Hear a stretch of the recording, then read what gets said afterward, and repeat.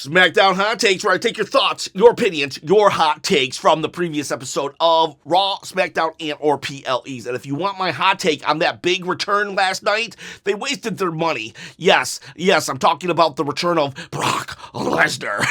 No, AJ Lee, you thought I was talking AJ Lee? No way, give her all the money you want. But Brock Lesnar, he's there for these big social media moments, but they had him return on a night with AJ Lee. You know everybody's going to focus on that, or the fact that John Cena had about a 40-minute promo on SmackDown. We didn't care. We don't care about Brock Lesnar showing up. If you want him to show up, you should have done it on a different night. But, hey, it's your money, Big Daddy. TKO, do what you will. All right, so let's get into some hot takes. We got Goat Buggy. I never thought that CM Punk and AJ Lee would be back to WWE again, and this is why wrestlers should never say never. Yeah, you're right, never say never. Like, I cannot believe that AJ Lee and CM Punk are in WWE once more. Now, if you're a newer wrestling fan, I get why. Maybe it's like, what's the big deal with this AJ Lee character? Or maybe even CM Punk when he first appeared in, 2023 at Survivor Series War Games. It's like, I get it. It's like, these are just people, right? Just wrestlers, right? I'll say this, though. AJ Lee and CM Punk both were a breath of fresh air way back. Let's go back to like 2011, 2012. Both of these individuals broke just the mundaneness of WWE creative. You think WWE creative right now is in a slump? Oh my God, back then it was so laborious. I try never to hate watch the WWE product, but there have been times when I've watched out of habit and habit alone. And honestly, those were some of the times. And CM Punk and AJ Lee, like the pipe bomb. The pipe bomb, I cannot stress how important that was to us fans that were continuously watching the product. It really it woke us up and reminded us why we loved wrestling. And AJ Lee, she came in and actually showed us that women's wrestling could be more than just, I don't know. I really hate to just like insult the diva era and the divas because they have their place in WWE history, but I will say that I'm way more of a fan of the current product of women's wrestling than I was the divas product of women's wrestling. The storytelling around the divas didn't really hit home with me, but I like the characters of like Becky Lynch and Naomi, you know what I'm saying? And I feel that kind of character work really wasn't able to be showcased back in the Divas era, and they had some standouts. They did have some standouts, but I feel that it was like people like AJ Lee that came in and broke the mold, who were more focused on the wrestling aspect of wrestling than maybe the reality TV part of wrestling. And it's no knock on anybody. You do what you do, you get successful, you make your name. But AJ Lee seemed really like hardcore about wrestling, and that's why I really appreciate her. She had character, she had wrestling ability. It was like a breath of fresh air. So when her and CM Punk left the WWE, and while AJ Lee never fully trashed the WWE like CM Punk did, I mean, they're still husband and wife. Plus, when CM Punk got fired, it was also on AJ Lee's wedding day, not just CM Punk's wedding day. So I could see why there'd be a bitter taste in her mouth. And yeah, so like, there was just no inklings of her ever really coming back. I thought she had moved on. And she had only been on top of the WWE like women's division for a very small amount of time, and yet the impact she made. So like, I understand if you're new to wrestling, like I'm talking in the last 5 years even, like I understand why you'd be like, what's the big deal? But let me tell you something. It would almost be like if, like, I don't know, Liv Morgan or Rhea Ripley suddenly was gone from TV, and then 10 years from now, they showed back up. You'd be like, oh yeah, I remember these two. They were a big deal. But it's even bigger of a deal because Rhea Ripley and Liv Morgan, they're already in an environment where women wrestling is thriving equal to the men's. But back then, women's wrestling was definitely not equal to the men's. But AJ Lee, she rose up and she became equal to everybody. She would be in programs with just the male talent, if that makes sense. Kind of like how Becky Lynch can be in a program with the male talent. Well, AJ Lee did it first. So it's appropriate that those two are actually feuding. So that's why someone like myself is just super pumped about AJ and CM Punk. And I agree with you, Go Buggy. It's insane that they're here. Like, never in a million years would I have thought this just even 2 or 3 years ago. Never ever did I think those two could come back to WWE, and I'm so happy they are. All right, let's get a couple more AJ Lee ones out of the way because I know that's the big talking point. We got Money on Repeat saying, AJ Lee, nothing else to say. What else is there to say? AJ's back, baby. Red B says, AJ Lee is back. Yep. We got Najib. Seeing AJ Lee and CM Punk together again brings me back to my childhood. AJ Lee is my new celebrity crush, says Jolene. BigGaming_ball says, this might be the best SmackDown during Triple H's era so far. It might be, and it was all built on just two things. A huge John Cena segment with and without Sami Zayn and AJ Lee. And props to Becky Lynch too, because, you know, she was a villain that we wanted to see get beat up. If AJ Lee had just come out and said, hey, I'm back, thank you everybody for, I missed you, yeah, that would have been cool, and we would have loved it, but her coming back to actually beat up someone, there's actually heat and a feud ready to go, that props to Becky Lynch for making that return even better because of how despicable she is and how great Becky also is. And that's not just me saying it, that's Sports Illustrated saying it too. Alfonso Passion says it should have been someone else to face Cena. Underdog my butt. Yeah, I get why they did it because it was a callback. It was a callback to Sami Zayn, but honestly, how cool would it have been The Miz? Like, think about it. They main evented a WrestleMania. What if The Miz had interrupted instead of Sami Zayn? Sami Zayn could have still came out and actually issued said, hey, can I do the U.S. Open Challenge? And John Cena says yes, and then suddenly The Miz and Carmelo Hayes interrupt. And we don't have a tag team match player. We just have a one-on-one Miz versus Cena rematch, WrestleMania rematch. That would have been so much better. And this could then also set up a feud between Sammy and Carmelo Hayes. Ron Talks Tabletop. This women's WWE title feud sucks. Yeah, it sucks. I keep doing this impression, but give me a reason to stop doing this impression, but every week the same thing. Tiffany, I'm the champion. Jade, I want to be the champion. Tiffany, no, you're not going to be the champion because I'm the champion. Nia Jax comes in. Hey guys, I'm going to be the champion. No, you're not. That's their feud.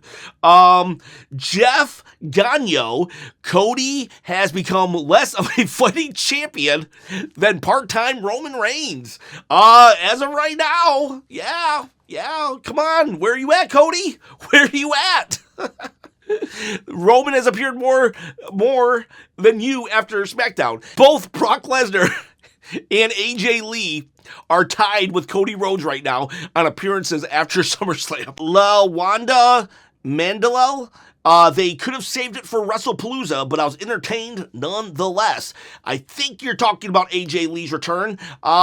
They could have, but they're trying to stack WrestlePalooza. I know SummerSlam is like the second WrestleMania of the year, but honestly, I think they're going to try to make WrestlePalooza the second WrestleMania of 2025 because it's they're trying to get everybody to ESPN to charge them $30 for a PLE. And if I had a VPN sponsor, this is where I would actually be advertising a VPN. People in the US, get a VPN. Tiz Mickey says, I really loved the opening segment. Best one in a while. And I get it. Sammy's character sucks, but we're being willfully obtuse, there's a $5 word, if we're saying Sammy sucks as a wrestler. That match was awesome. I will grant you that. I had some major problems with it, and we'll see. I think the next hot take will cover my major problems, but you are absolutely right in that Sami Zayn, great wrestler. John Cena, great wrestler. And those two, their chemistry, amazing. So I absolutely agree with you that it was a great opening segment and it was a great match. My problem is, though, that, I don't know, this was just too much Super Sami. It seemed like that John Super Cena passed the Super moniker to Sami Zayn, and I like how you say it. He sucks as a character, but his wrestling is awesome. And some people will be like, what do you mean he sucks as a character? Woo, I have not seen someone this overpowered since Rhea Ripley and Damian Priest last year. And look how far Damian Priest has fallen down the card. When we just make someone too powerful, they just become less and less interesting. Let's see Donatello Leonardo. Okay, I'm sorry, but this is getting out of hand. Sami kicking out of 9 legend finishers in one match, and against John Cena, no less, is just beyond inconceivable to me. Yes, he did kick out of 9 finishers. I wrote them down. He kicked out of 1 AA, 2 AAs, an STFU, an ankle lock, an angle slam, a clothesline from hell, a edge spear, not Roman spear, a GTS, and a pop-up powerbomb. That's Kevin Owens. That's his, when he's a heel. The pop-up powerbomb was his move. Then we go, let's see what else he says. I mean, who else is booked to be that ridiculously strong? It's not like he's 1997 Kane. And also, what it made it even more disappointing is a lazy ending, which wasted John Cena's last SmackDown by not giving us a real finish, despite how hard they both worked in the ring. So if you listen also, Donatello Leonardo has a lot of problems with how Sami Zayn was booked, but he does recognize at the end with how hard they worked in the ring. So let me be clear, very, very clear, because I think some people are misunderstanding my critiques of Sami Zayn. We respect Sami Zayn. We love Sami Zayn as a person. Sami Zayn is a great wrestler. He's even a great heel, and he's a great face. Problem is, they are booking him to the point where we're like, really? He kicked out of 9 finishers? Like, Sami Zayn is being booked stronger than Cody Rhodes at the moment, and I do agree. I hated the finish. I hated the finish. I mean, I'm glad Cena didn't get pinned.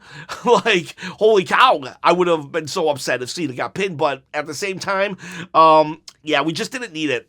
God, wouldn't it have been so much better if like just some other wrestler interfered, or somehow, some way, or they brought back the draw, like it was just a draw? I don't know. Or God forbid, they just let Cena win. Cena wins, he holds the U.S. title all the way to the end, and they have a tournament, and Sami Zayn wins it back. Let's do Bishop Marley, though. I understand why everyone is hating on Super Sami, but I thought the match with John Cena was awesome. I agree, it was an awesome, awesome match.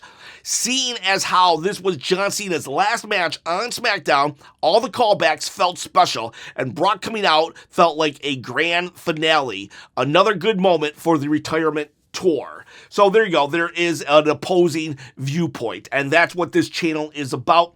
I don't want you all to just agree with me. Oh, Chop said it, so I must agree with him.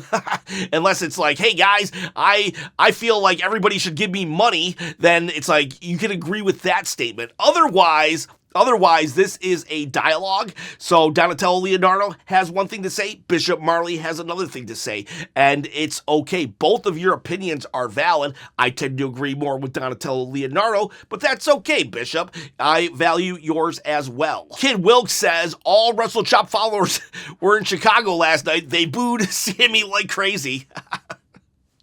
I am still not willing to boo Sami, but I'm getting there, though. I am getting there. He's just booked a little too strong for me. I will say, they did boo him.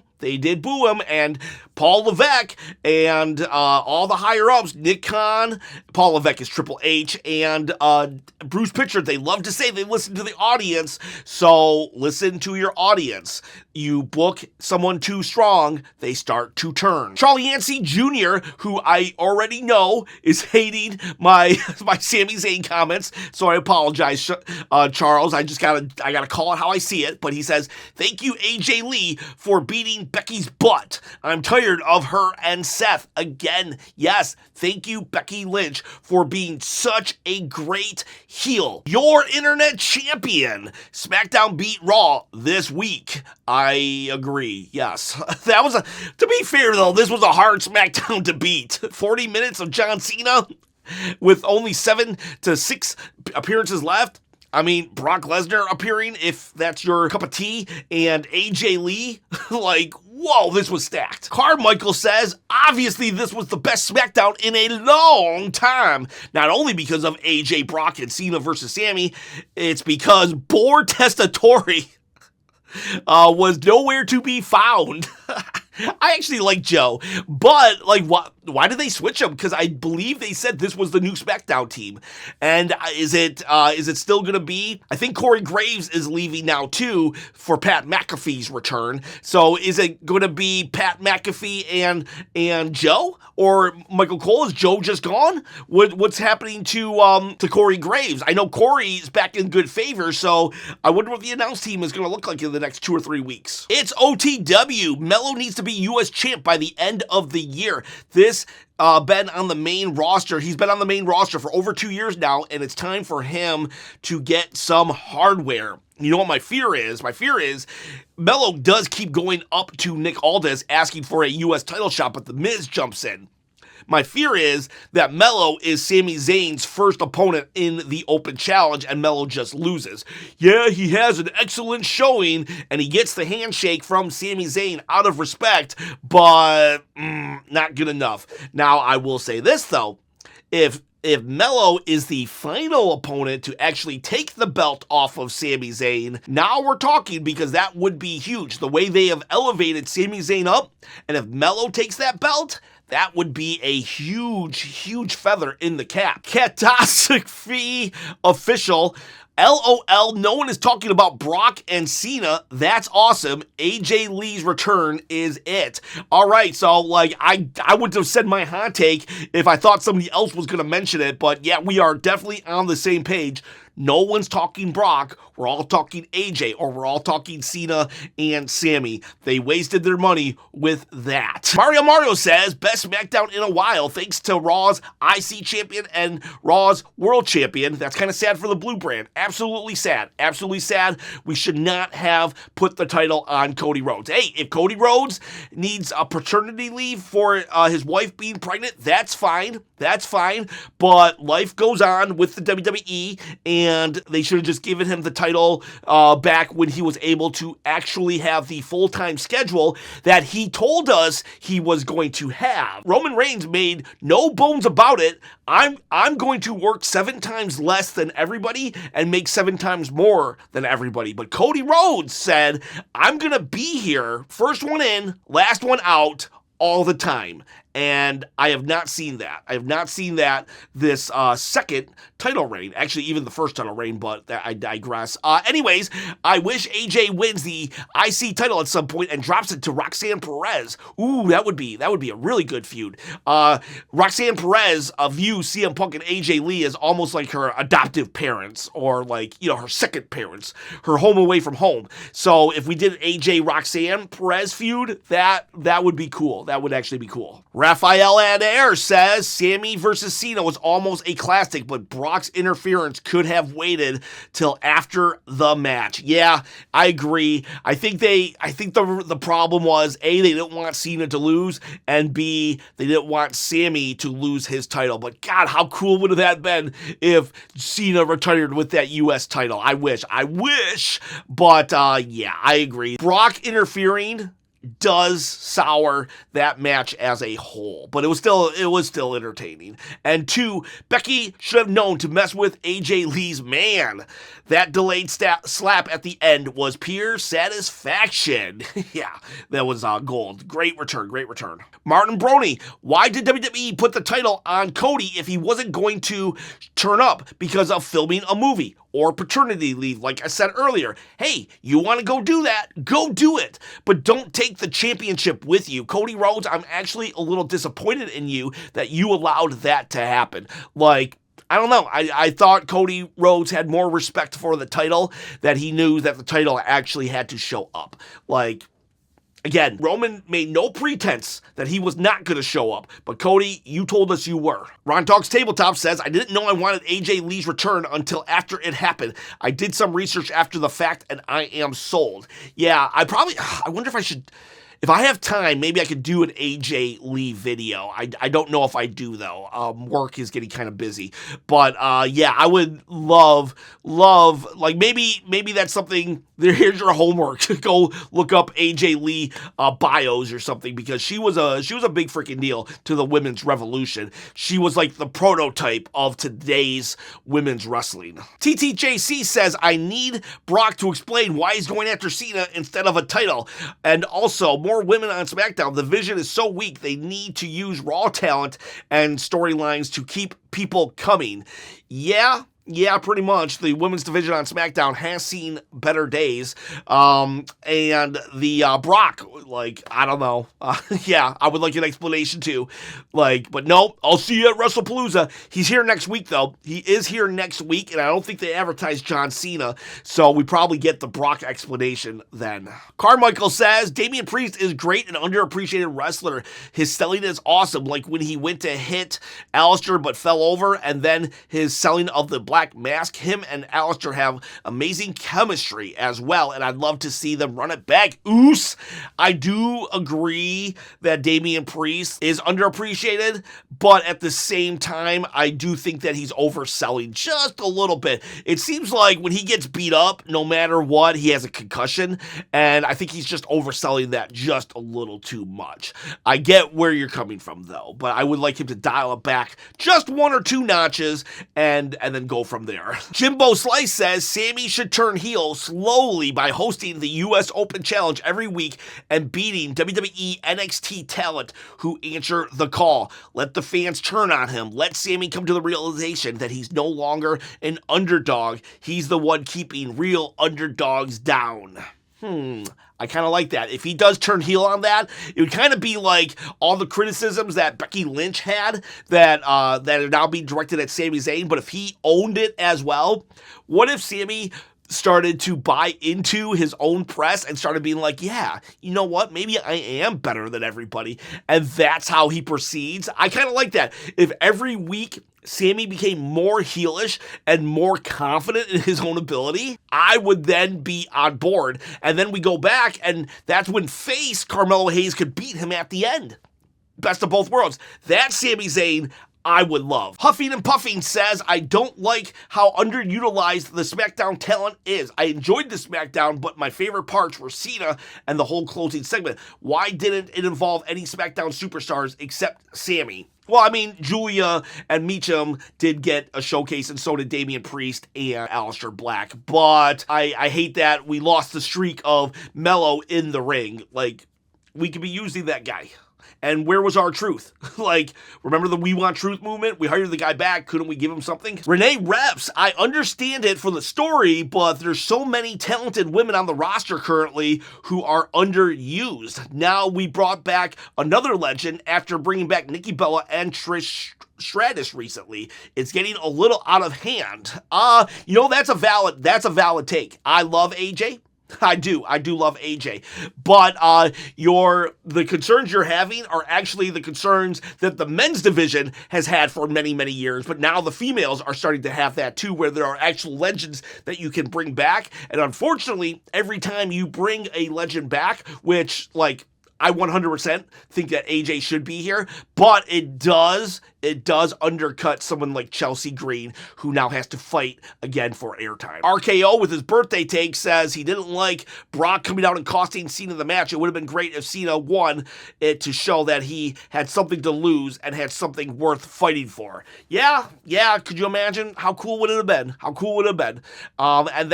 And then when whoever does beat John Cena at his last match, that dude gets a U.S. title to kind of just show everybody it's his trophy, his I beat John Cena trophy. Skywalker says, first match really soured me on the whole episode, especially after what Cena did with all the MFTs. So yeah, unanswered. So I guess that could have been the way to overcome Brock Lesnar coming back. Like, why pay for a Brock Lesnar appearance when we could just had Solo Sikoa and his crew ruin everything? And could you imagine the heat they would have got? What if Solo's MFTs came in and they beat down Sami and John Cena? That's heat right there. That would be mega heat. Nada says, I personally don't like the Drew and Randy feud. It's very boring, and I think it would be better if Randy was a heel and Drew was a babyface. I agree on that dynamic. Drew could actually pull off babyface, and Randy is always better as a heel. The problem is getting the fans to boo Randy at this point in his career. But the reason why it's kind of like lackluster and boring is because it's a placeholder, and I think Cody shows back up to work next week to challenge Drew McIntyre. So in reality, this feud means nothing. It's literally just holding the place for Cody, and Randy deserves better than that. Anthony Smurthworth. AJ was only active for a few years, and in that brief time, she made a huge impact on so many people, especially young girls and upcoming wrestlers. Roxanne Perez, AJ was her favorite. Far beyond the rest of the division in the ring, and far beyond most wrestlers on any division on the mic. It's also kind of insane. Her entire run was before Becky and Charlotte, but those two are older than her. Yeah, AJ Lee was just like, she was well ahead of her time. Paige as well, and so was Emma, although Emma did not go on to such success. But AJ Lee, I know she doesn't have the cultural impact of Stone Cold Steve Austin, but Stone Cold Steve Austin wasn't on top for very long. He only was there for like a couple of years, and yet his impact, and AJ Lee to the women's division, her impact was huge for just a short amount of time. I mean, AJ Lee had programs with John Cena, like Dolph Ziggler, Daniel Bryan, CM Punk, plus being on top of the women's division. Like, she was a GM of Raw. She was far and away ahead of her time, and I'm very glad she gets to come back and experience wrestling nowadays. Really experience what the labor, the fruits of her labor. I'm very happy for that, and I'm very thankful as well. All right, boys and girls, those are your SmackDown hot takes. I appreciate every single one of you. If you want to join the Discord and talk wrestling and not being afraid to voice an opinion that might not agree with everybody and yet not get attacked, well, we got that on the Discord. Join the Patreon, and you can join the Discord for free, and it would then allow you to also to watch whatever I watch when I stream. Boys, girls, have a great day.